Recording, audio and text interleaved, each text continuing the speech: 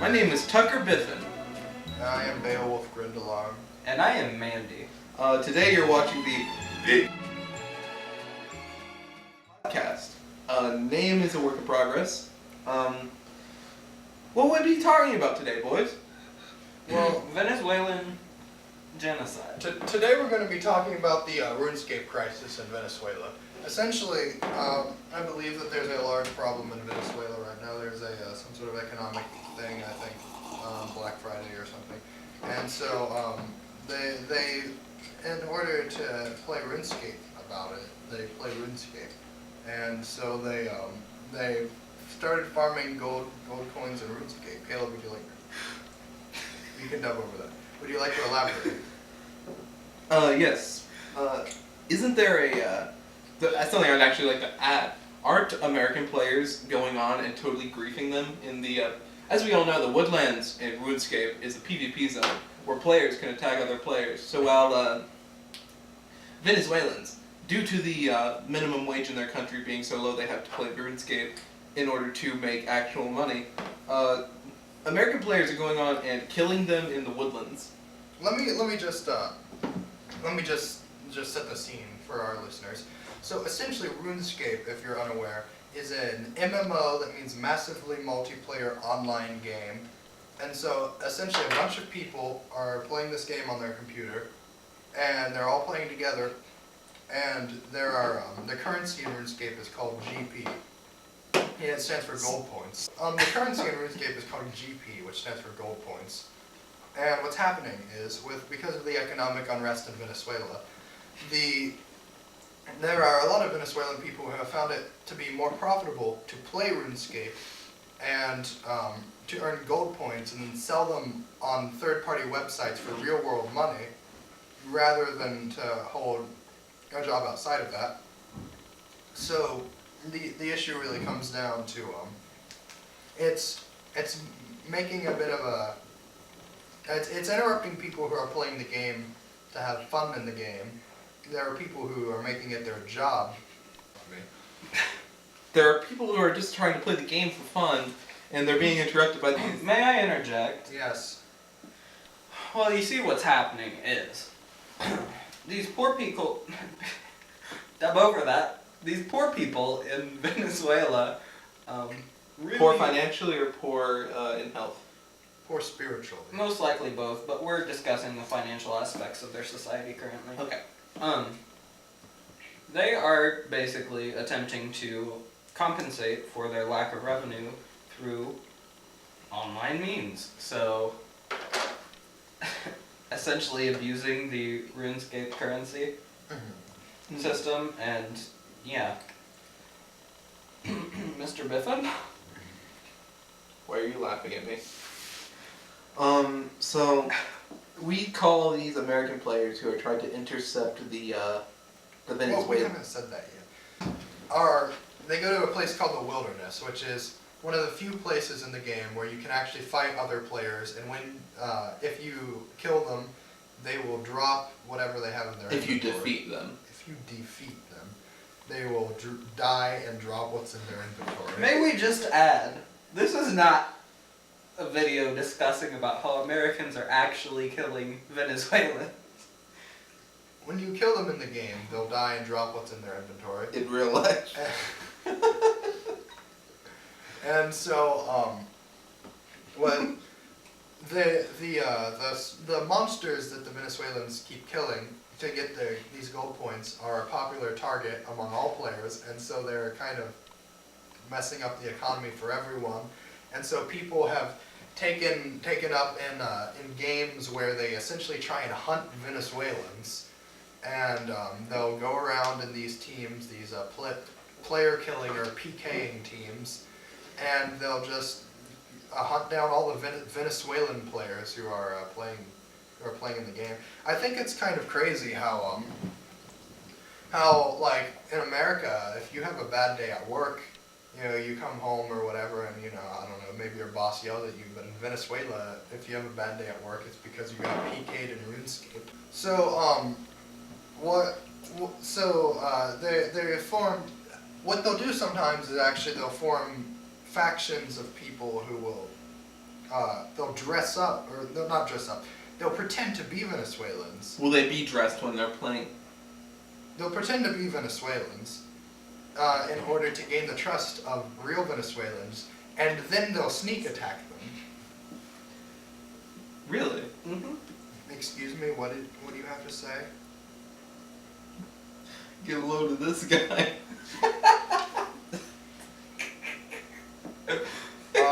So, why don't you elaborate a little Mr. bit? Biffin, could you please get a grip?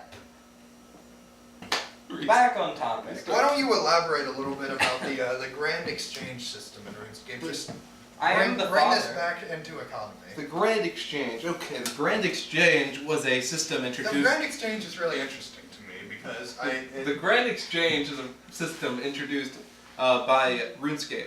By, Oh, you see, I just- by well, you You Jagex. see where the Grand Exchange, it's essentially just where people buy and sell items or buy and sell trade, items, barter. and they put their own value on it.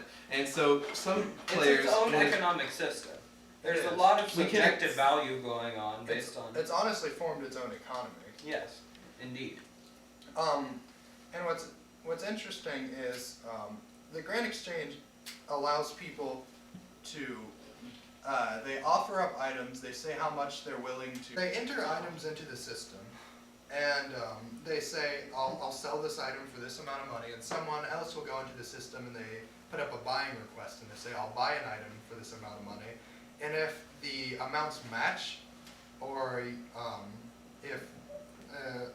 if they match essentially, then the trade will be completed. And so it allows people to trade automatically without actually interacting with other players. And what it's done is it's created this whole actual real economy inside of the game based on GP. And so,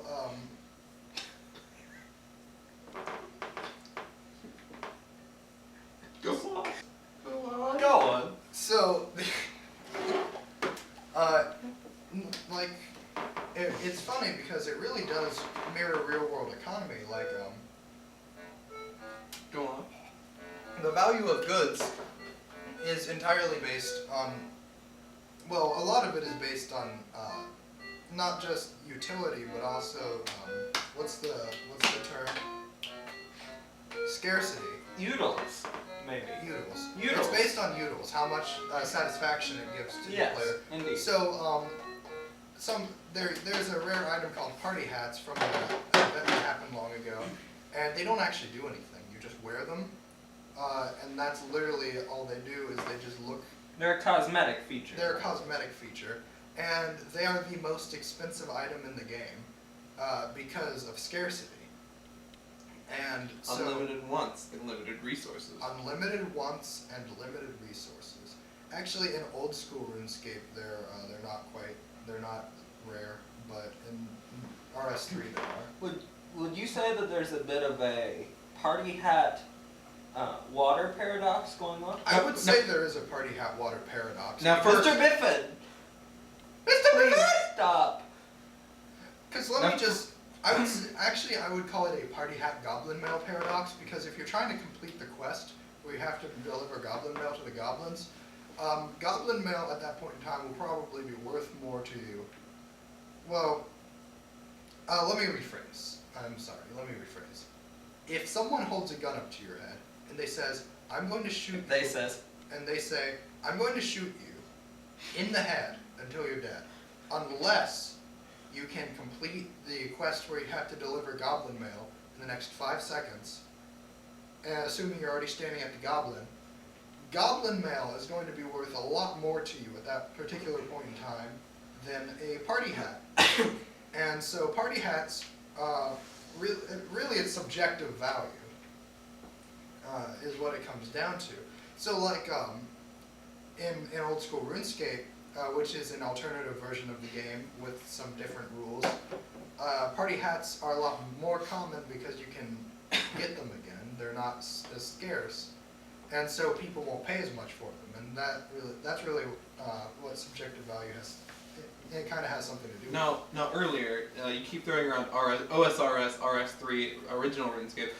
For our viewers, RuneScape refers to the original RuneScape released in 2004. It had kind of primitive graphics. RS3 is the updated version, basically a whole new game, new graphics, new quest lines, new gameplay. And OSRS refers to old school RuneScape, which is after they introduced RS3 and players preferred old RuneScape more, they brought out old school RuneScape, which is basically emulating the old RuneScape from 2004, but it itself gets new updates. Yes. So it's like a continuation of that RuneScape. So it's sort of branched off into two paths that are both continuing. That's right. If you will, two roads diverged in a yellow wood. Please cut that out. Two roads diverged in a RuneScape history, and sorry I could not travel both. And be one traveler along I stood.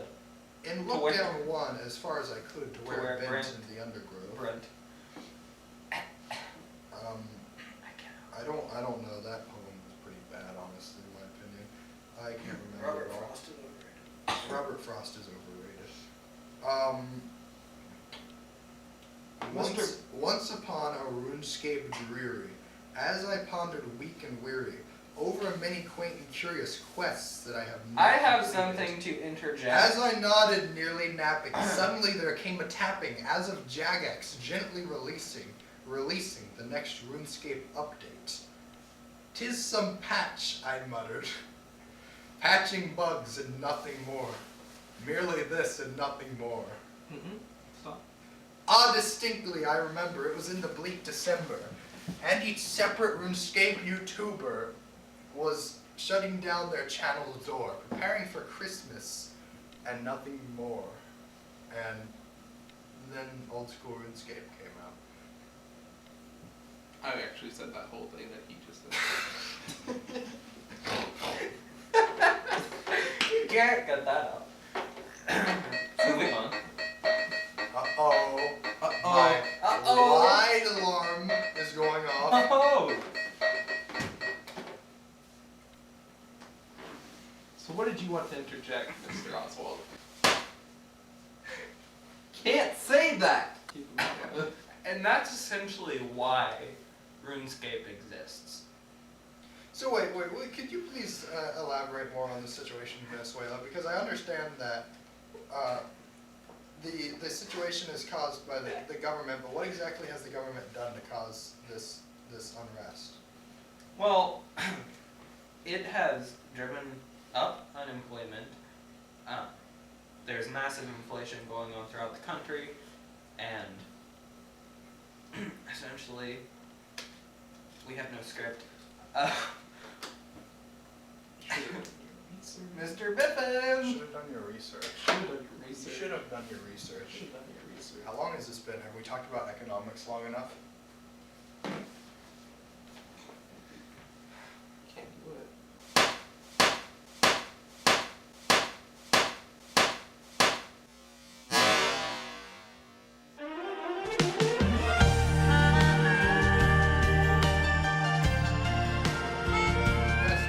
Venezuela.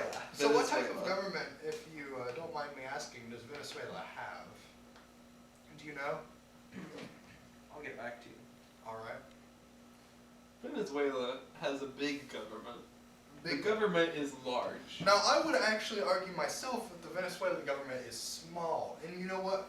Do you know the reason I think that is? Why do you think that the Venezuelan government is small? Because of small. Small.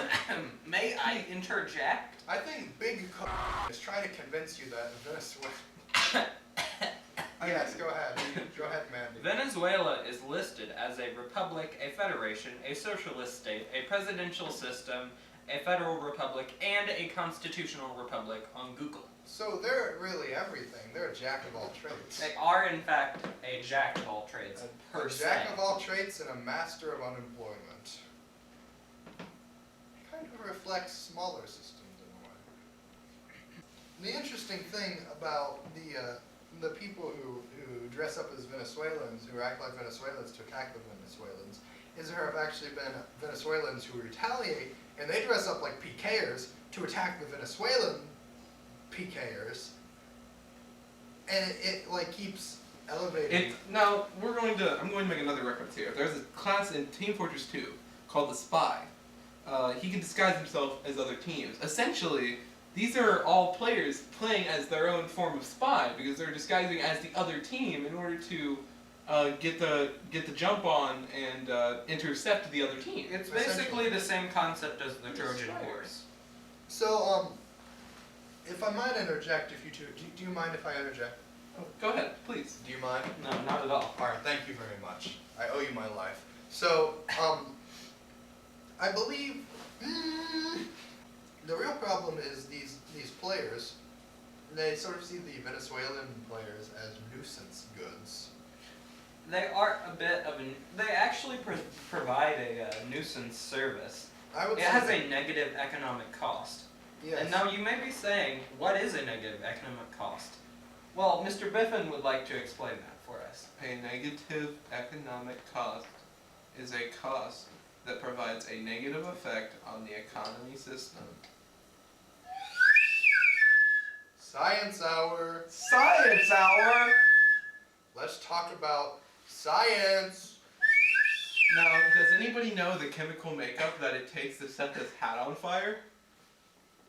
There are so many things wrong with that. I would say first you should start with a chemical foundation, and then start your account ban and the account that buys the points can't get banned, and so today's guest we have we have a guest. We brought in a guest to talk to you guys a little bit. Today's guest is actually former President of the United States. So if you don't mind, come on in. Hello. Give him a hand. Hello. Thank you very much for having me on the show. Oh, it's no problem. You've got a firm handshake.